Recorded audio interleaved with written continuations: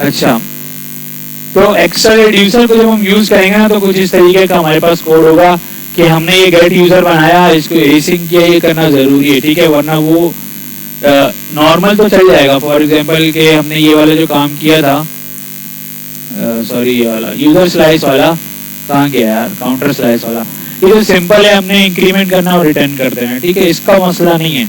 मसला किसका, अगर आपने एपीआई कॉल कर ली इसमें, जिस तरह इसमें अगर आपने एपीआई कॉल करी तो आपको सिंपलीफाई करना पड़ेगा, ये है, और फिर आपको नीचे आना पड़ेगा, ये आपने ऊपर बना लिया, ठीक है, सही है, इनिशियल स्टेट बनाई और उसके ऊपर ही आपने ये फंक्शन बना लिया, ये अलग से फंक्शन है, ये किसी स्लाइस के अंदर नहीं है, ठीक है।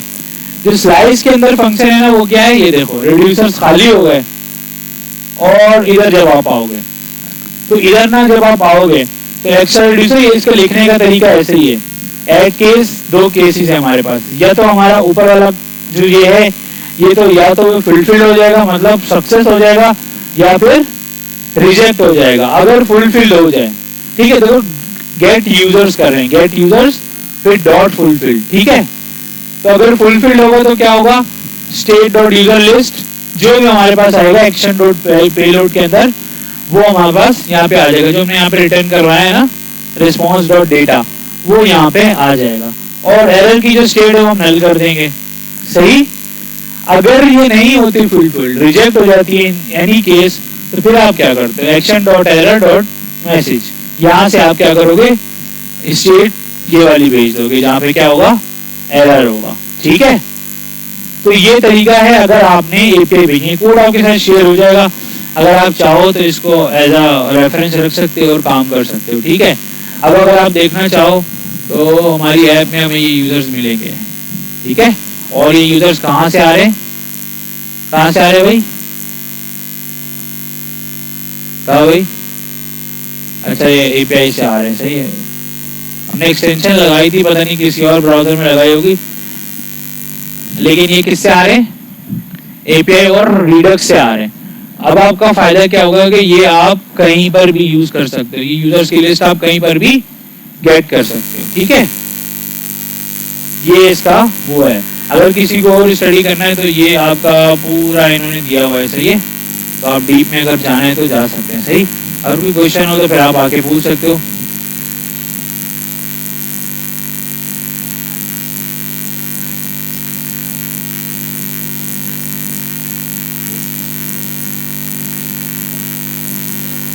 यूजर्स में और स्टेट के अंदर जो यूजर्स लिस्ट हमने बनाई है ना इसके अंदर,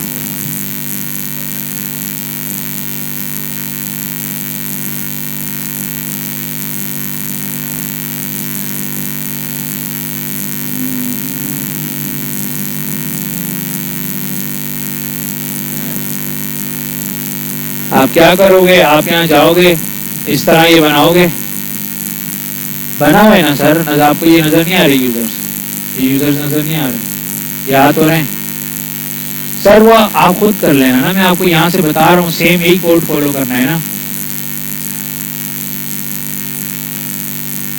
तो सेम इसी तरीके से दूसरी जगह पे भी आएगा, सब कुछ करोगे, जिस तरह ये यूज सेलेक्टर है आपके पास, यूज डिस्पैच है, ये सब काम करोगे आप, ये बनाओगे इस तरीके से, और यूज डिस्पैच को आप कहीं यहाँ पे कॉल कर दोगे, जैसी गेट यूजर कॉल होगा तो इसके अंदर डेटा फिल हो जाएगा, जब ये फिल होगा तो कहीं पर भी शो हो जाएगा यूजर्स। अभी हमने डेटा सोर्स ये यहाँ रखी है टेबल के अंदर, आपने अगर इस पर लूप चला के दिखाना है आप लूप चला के दिखाओ, आपकी मर्जी, ये चीज तो फॉलो करनी पड़ेगी आपको, कि डिस्पैच करना है, यूज सिलेक्टर को यूज करना है, ये सारे काम करने पड़ेंगे, सही है।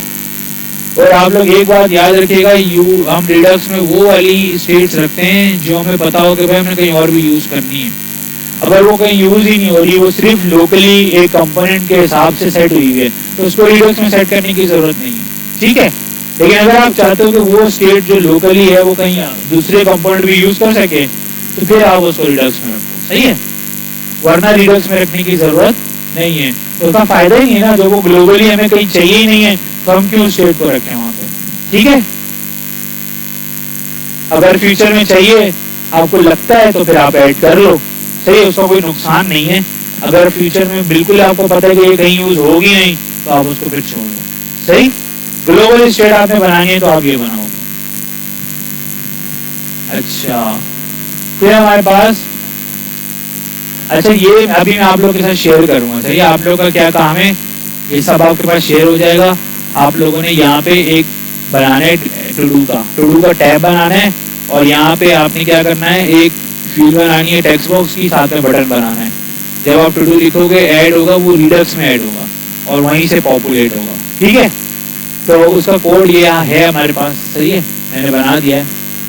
तो आपको देखना है कि क्या चीज़ मिसिंग है या कैसे आप करोगे।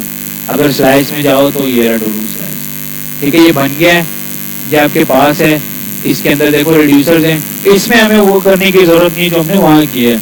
अगर हमें कोई ऐसा फंक्शन यूज करना हो जिसमें आपको थोड़ा टाइम रिक्वायर्ड हो रिजल्ट के लिए, तो फिर आप वो करोगे, सही है। वरना आप नॉर्मल है, आपने डायरेक्ट स्टेट को हिट करना है, आप कर सकते हो, ठीक है। देखो ऐड टू डू करोगे ये चल जाएगा, फंक्शन बना हुआ है। टूगल टू डू करोगे तो ये टूगल टू डू है, कंप्लीट होता है ना, जिस तरह कंप्लीट हो गया टू डू तो आप चेक लगा देते हो, तो वो कंप्लीट हो जाता है। आप बटन लगा सकते हो, कुछ भी लगा सकते हो, सही है। और दूसरा आपके पास है रिमूव टू डू, तो आपको ये सब कुछ करके दे दिया गया है, सही। आपको यहाँ पर ये लिंक भी करके दे दिया गया है। अब आपने क्या करना है, सिर्फ और सिर्फ यहाँ आना है, यहाँ टू डू का वो बनाना है, और साथ में एक आपको टेक्स्ट बॉक्स बनाना है, बटन बनाना है, और नीचे लिस्ट, इसके अंदर, अरे भाई इसके नीचे बोल रहा हूँ ना, जब से अलग से बनाना है, ठीक है। टू डू का बनाओगे, देखो सब कुछ करके दे दिया। अब आपने सिर्फ फॉर्म से वैल्यू उठानी है, रिडक्स वाले उसको पास करनी है और नीचे पॉपुलेट करनी है। एंड डी से आप यूज करो, लिस्ट उठा लो वहां से और लिस्ट में बटन लगा लो, टेबल बना लो, कुछ भी बना लो, ठीक है। अभी मैं कोड पुश कर रहा हूँ, ऑब्वियसली यूजर से इनपुट लोगे ना आप, बिल्कुल बिल्कुल सही है। तो ये आप लोगों ने करके जाना है, ठीक है। जितनी भी देर हो जाए मैं बिठा के रखूंगा, बात याद रखना।